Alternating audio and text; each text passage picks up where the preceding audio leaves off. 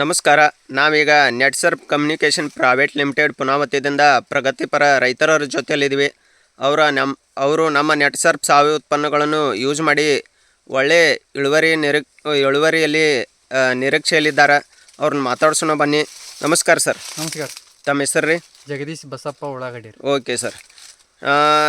ನಾವು ನಿಮ್ಮ ಕಬ್ಬಿಗೆ ಪ್ರಾಡಕ್ಟ್ ಕೊಟ್ಟಿದ್ದೀವಿ ರೀ, ನಮ್ಮ ನೆಟ್ಸರ್ಪ್ ಸಾವಯವ ಉತ್ಪನ್ನ.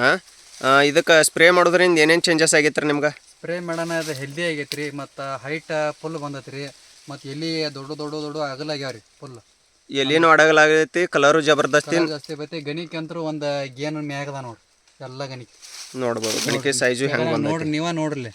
ನಾವು ಏನು ಲೈವ್ ಆಗಿ ತೋರ್ಸಾತಿದ್ದೀವಿ, ನೋಡ್ಬೋದು. ಗಣಿಕೆ ಸೈಜು ಜಬರ್ದಸ್ತ್. ಇದಕ್ಕೆ ಡ್ರಂಚ್ ಹೇಳಿದ್ದೀವಿ ರೀ ಕೆಳಗಡೆ. ಡ್ರಂಚ್ ಎಷ್ಟು ಸಲ ಮಾಡಿರಿ? ಡ್ರಂಚ್ 4 ಸಲ ಡ್ರಿಂಚ್ ಮಾಡೀವ್ರಿ.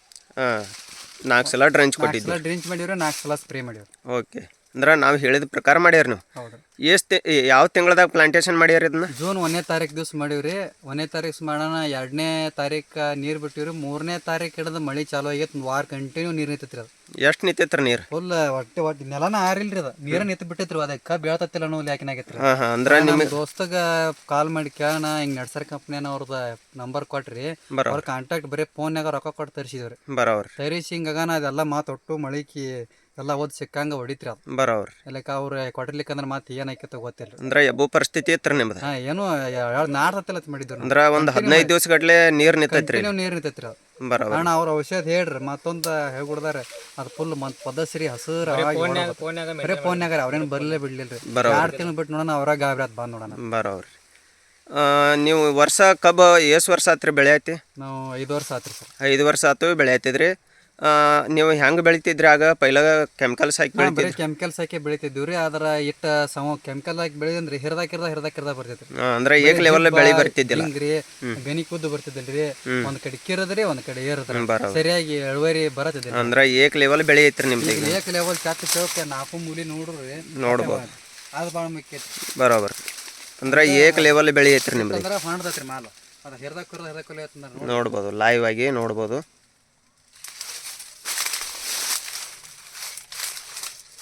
ವರ್ಷ ಇಳುವರಿ ಎಷ್ಟು ಬರ್ತಿದ್ರು ನಿಮ್ಮ ಅಂದಾಜ? ಒಂದು 40-45 ಟನ್ ಬೆಳ್ಬೇಕಾದ್ರೆ ಗಡಿಕೈತ್ರಿ.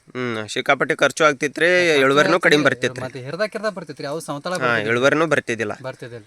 ನಿಮ್ಮ ಅಂದಾಜು ಇಳುವರಿ ಎಷ್ಟು ಬರ್ಬೋದ್ರಿ ಈಗ? ಈಗದ 1 ಎಕರೆದ ಎಂಬಾಸ್ ಹಿಡಿದ್ರೆ ರೀ ಒಂದು 80 ಟನ್ ಅಂತರೂ ಒಳಕೊಂಡ್ರಿ. ಎಷ್ಟು ತಿಂಗಳದ ಐತ್ರಿ ಇದು? ಇದು ನಾಳೆ 1ನೇ ತಾರೀಕು 1ನೇ ತಾರೀಕು ರೀ, 7 ತಿಂಗಳ ಆಕತ್ರಿ. ಅಂದ್ರೆ 2 ದಿನ ಆಯ್ತು ನೋಡ್ರಿ. ಈಗ ಡಿಸೆಂಬರ್ 30 ಡೇಟ್ ರೀ ಇವತ್ತು. ಇನ್ನು 2 ದಿವ್ಸಿಗೆ ನೋಡ್ರಿ 7 ತಿಂಗಳ ಆಕೈತಿ. ಬರೋಬರಿ. ಅಂದ್ರೆ ಜೂನ್ದೊಳಗೆ ಹಚ್ಚಾರಿ, ಡಿಸೆಂಬರ್ ನಡೆದೈತ್ರಿ. ಈ ಡಿಸೆಂಬರ್ ನಡೆದತ್ರಿ. ಓಕೆ. ಗಣಿಕೆ ಅಣ್ಣ ನೋಡೋಣ. 1 2 3 4 5 6 7 8 9 10 11 12 13 14 15 15 ಡೆವಲಪ್ಮೆಂಟ್ ಆಯ್ತು. ಓಕೆ. ಎಲ್ಲ ಒಂದು ಗೇನ್ ಅದಾವ್ರಿ. ಒಂದು ಗೇನ್ ಇಲ್ರಿ. ಕಬ್ಬು ಹಿಡಿದ್ರು ನೋಡ್ರಿ ಹೆಂಗೆ ನೋಡ್ಕೊ. ಮನಗಂಡ ಉದ್ದ ಪಿಂಡ ಆಯ್ತು. ಪ್ರತಿಯೊಂದು ಗಣಿಕೆ ವೀಕ್ಷಣೆ ಮಾಡ್ಬೋದು ನೀವು. ಇದು ಒಂದ ಕಬ್ಬು ನೋಡ್ಬೇಡ್ರಿ, ಇಡೀ ಪ್ಲಾಟ್ನು ನೋಡ್ಬೋದು. ಅಗದಿ ಪಿಂಡ ಉದ್ದ ಅದಾವ್ರ ಗಣಿಕೆ.